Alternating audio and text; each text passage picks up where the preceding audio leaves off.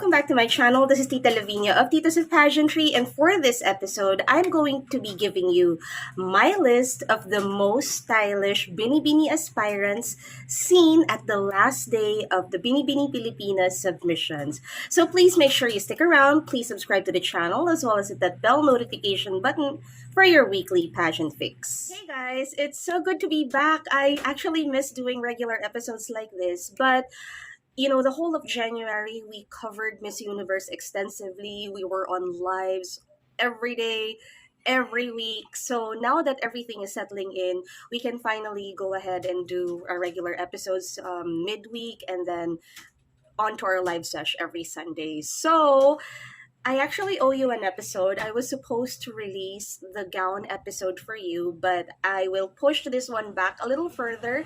Let's talk about Binibining Pilipinas because everybody is buzzing about Binibining Pilipinas right now. So Binibining Pilipinas announced the opening of submissions or applications as early as January 6th. And January 31st was actually the very last day of submissions. I know that some of the ladies already submitted their application a little earlier. In fact, there are photos of some of the notable girls who submitted their application, but since these were not published, I'm afraid I cannot discuss them because I don't know. Maybe they're still trying to keep things on the down low. Maybe they're being too hush-hush with their application.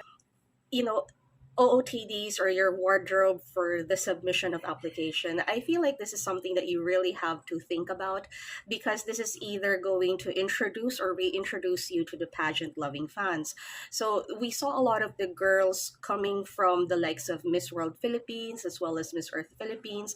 So the returnees coming from the other franchise, of course, we would zero in on them because we want to know if they have made some form of transformation.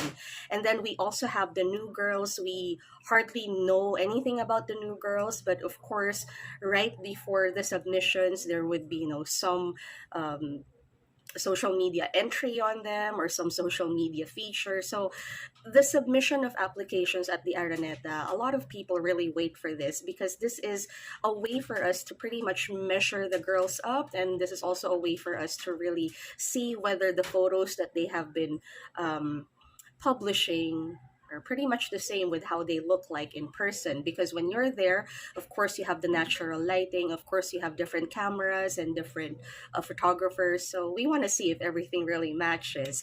So yeah, like what I mentioned, we have a mix of new girls, and then we also have a mix of crossovers. So I'd really like to get your opinion on some of the looks that were served during the submission. So my personal take on submissions is that nowadays we have to look for girls who really look put together, very mabango looking. If that's just my personal take on it. It's just that maybe for years we've been so used to these girls, being very aggressive with their styling, all bodycon dresses with, big chandelier earrings and really laban na laban makeup. So I really wanted to see how the girls would attack their styling this year, knowing that this year, or at least in the past 2 years, we're moving towards something that's fresher, that's more natural, something that isn't too done. So yeah, let me also give you some of the notable new names. You might want to go ahead and check them out. It's a little difficult for me to really push for the new girls because, again, we don't know whether they would get the chance to really become official candidates. But let's go ahead and check this out. For the new girls, I have Zoe Santiago. She was the one in yellow. I think that yellow was a really good color for her. I just felt that maybe the dress was just a little too revealing for the submission. So maybe this is a tip that her team could go ahead and, really sit down on and really discuss. So maybe it was just a little too open for the submissions. Another notable girl for me is Rasha Alensi. She's on the mestiza side, and she was the one wearing a rouge blue dress. I already spoke to designer Gian Lasala about her overall styling. I think that she's a really pretty girl. I also think that her blue dress was just the right shade of blue. Maybe they have to discuss sending Rasha out next time in at least a dress that really fits her, because I noticed that the dress didn't really give her shape, and I also noticed that even the cups weren't quite the right size. We also have a number of returnees as well. We saw the likes of pro media beauty athlete now, and I think she's still a courtside reporter, really very good with her comm skills. We got to see Gianna Llanes. She was the one in pink corset top. We also saw Anna Valencia, so she's back.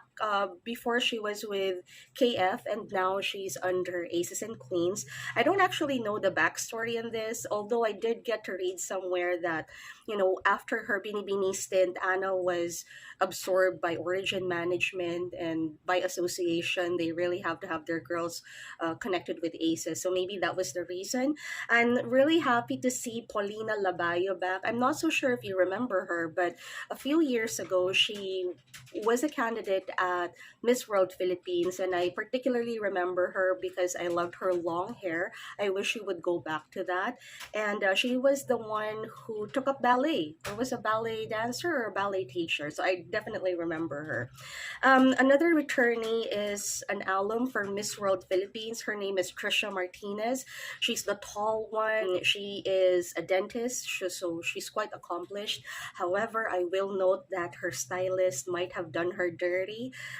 She is supposed to be the flag bearer of Aces and Queens, but I don't know what happened to her styling. They probably run out of ideas, but even so, if she really wanted to go for something more corporate, she should have really pushed for something that was beautifully tailored, or menswear fabric that's a lot sexier. I think that the overall styling didn't do Trisha justice. So now I move on to my top 10 favorite looks. I'm sure you will recognize some of these names.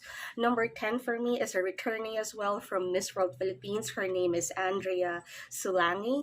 I love that she went minimal with her red dress, and I think the only sparkly detail about her whole OOTD were her earrings. So everything else was calm, and it was a color that really popped.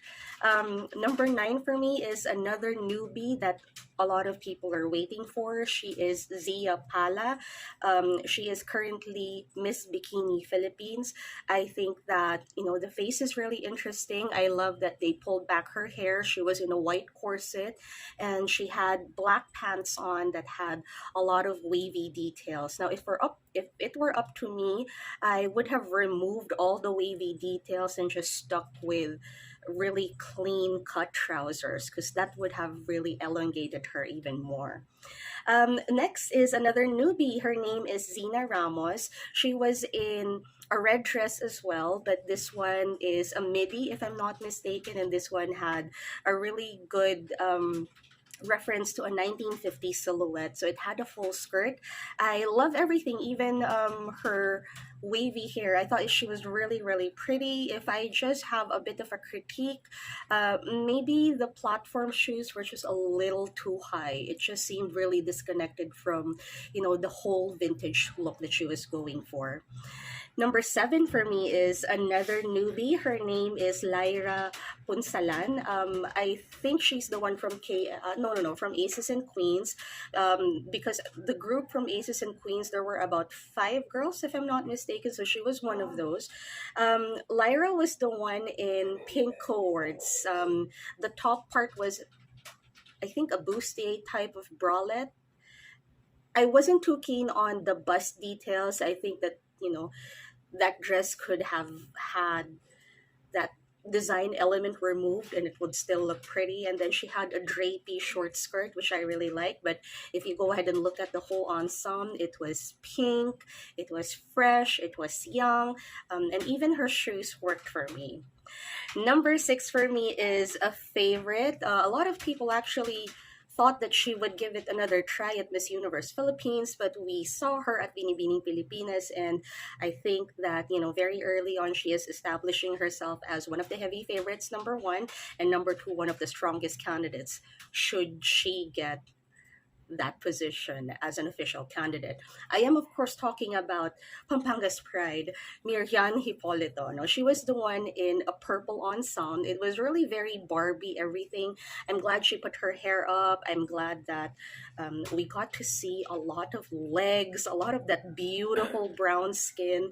My only critique, though, is that however much I love the whole look and the cut of her dress, even that long train, I just felt that the fabric was just a little too formal, a little too dressy.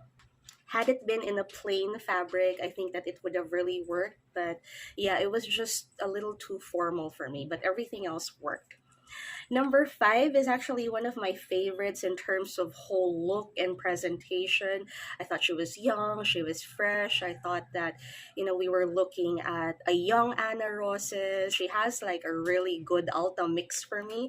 I am talking about TCI's new girl. Her name is Jane Isabel Bilasan. So she was the one who was wearing a skater dress. It had the same shade as Miriam Hipolito.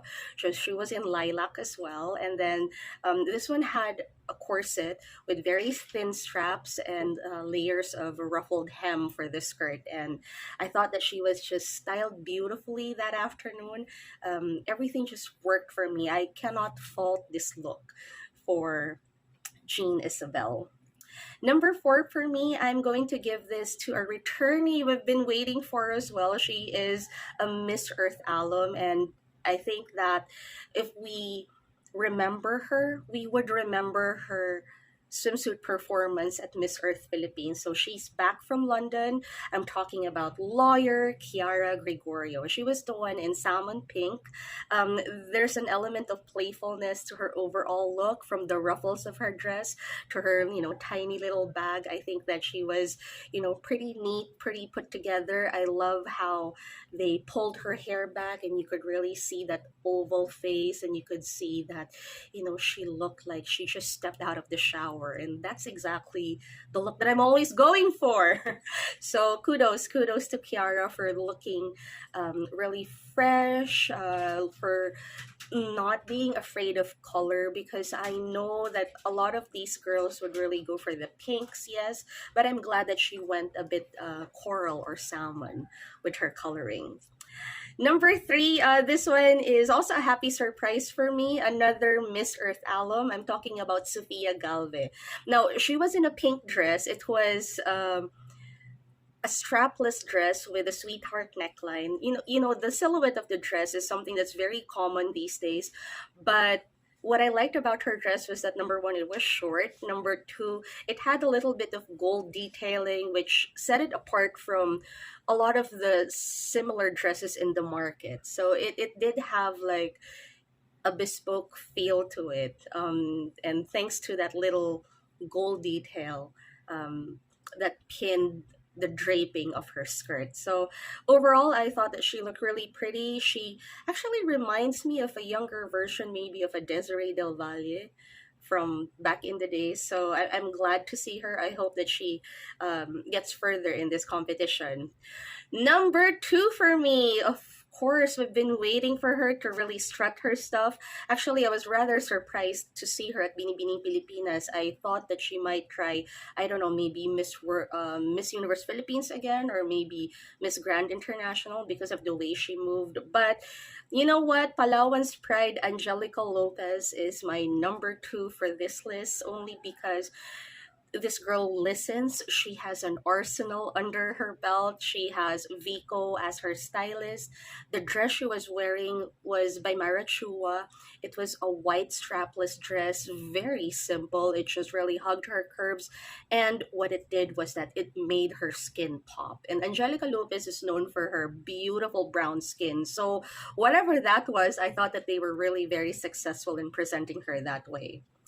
My number one for my best dress, or my most stylish Binibini aspirant for the whole of that submission process, actually is Leia Macapagal. I'm very interested with how Leia will attack this competition if she goes a lot further, because Leia is a candidate we've seen over the years, and she's always there, she's always visible, but not quite strong enough to have like such a really strong name recall. So to see her, it seems like everything was just planned and put together for her. It seemed that she has a vision now.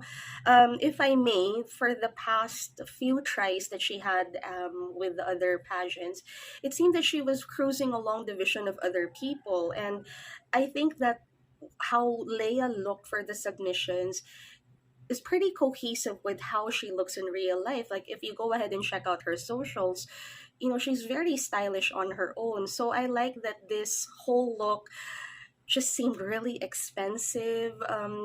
Again, it seemed put together, professional as well.